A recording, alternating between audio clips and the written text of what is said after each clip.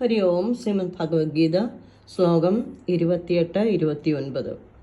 കൃപയാ പരയാവിഷ്ടോ വിഷീദന്നിതമബ്രവീൻ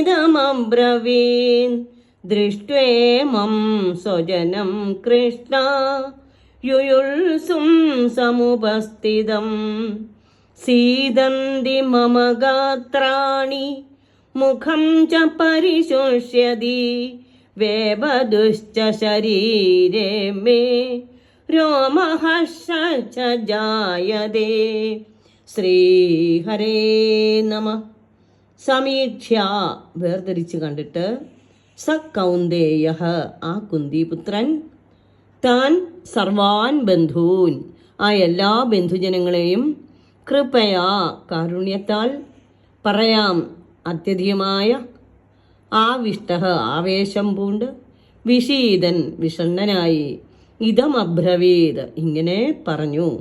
സേനാമുഖത്ത് നിൽക്കുന്ന ആ എല്ലാ ബന്ധുക്കളെയും വേർതിരിച്ച് കണ്ടിട്ട് കാരുണ്യമുള്ളവനായി വിഷാദം പൂണ്ട പാർത്ഥൻ ഇങ്ങനെ പറഞ്ഞു.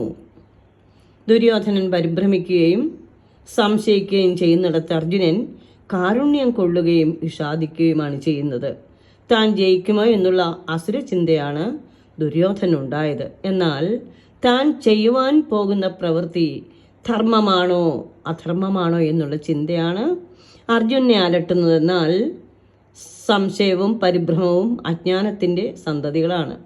കൃപാജന്യമായ വിഷാദം സത്യമാർഗം തെളിക്കുന്ന ജ്ഞാനസന്തതിയുമാണ്. പക്ഷേ കൃപയും വിഷാദവും പോലും സ്വധർമാനുഷ്ഠാനത്തിന് തടസ്സമായാൽ പുരോഗതി തടയപ്പെടുമെന്ന് ഓർക്കേണ്ടതാണ്. അർജുനൻ അങ്ങനെ പറയുകയാണ്.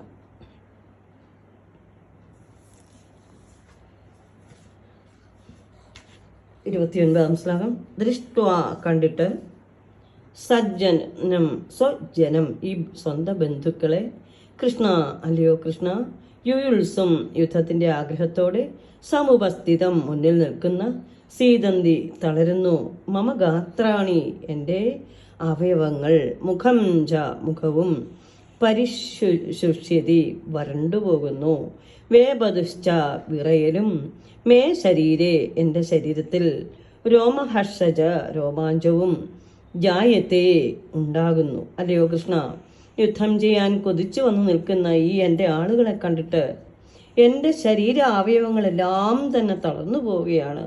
മുഖം നാക്കുമെല്ലാം ഉണങ്ങി വരളുകയും ചെയ്യുന്നു. എൻ്റെ ശരീരത്തിൽ വിറയലും രോമാഞ്ചവും ഉണ്ടാകുന്നു. ഭഗവാനെ കൃഷ്ണ എന്താണ് ഞാൻ ചെയ്യേണ്ടത്? രക്തബന്ധമുള്ള തൻ്റെ ബന്ധുക്കൾ മുഴുവനും യുദ്ധത്തിനൊരുങ്ങി നിൽക്കുന്നു. അവരുടെ സമരവീര്യം കണ്ട് അർജുനൻ അമ്പരന്നുപോയി.